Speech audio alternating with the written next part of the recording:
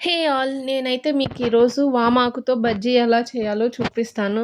ముందైతే మనం batter prepare చేసుకుందాం. ఇందులోకి 2 కప్పుల శనగపిండికి పావు కప్పు బియ్యపు పిండిని యాడ్ చేసుకోవాలి.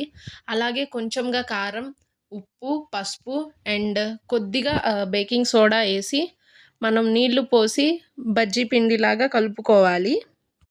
మంచి కన్సిస్టెన్సీ వచ్చేంత వరకు మిక్స్ చేసుకొని, పక్కనే మనం ఆయిల్ హీట్ చేసేసుకుందాం.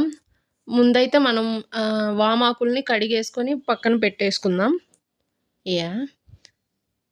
సో, ఆయిల్ అయితే హీట్ అయిపోయింది.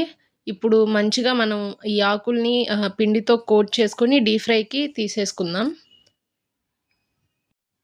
బజ్జీలు డీప్ ఫ్రై అవుతున్నాయి. ఇవి మంచిగా గోల్డెన్ కలర్ వచ్చేంత వరకు డీప్ ఫ్రై చేసేసుకొని పక్కన పెట్టేసుకొని సర్వ్ చేసుకోవటమే. అంతేనండి. మనం ఎంతో ఇష్టంగా తినే వామాకు బజ్జీలు రెడీ. ఇవి టేస్టే కాదు, వీటి వల్ల చాలా హెల్త్ బెనిఫిట్స్ కూడా ఉన్నవి. వామాకు హార్ట్ హెల్త్‌ని ఇంప్రూవ్ చేస్తది. అండ్ అలాగే ఏవైనా డైజెస్టివ్ ఇష్యూస్ ఉంటే వాటిని కూడా క్యూర్ చేస్తది.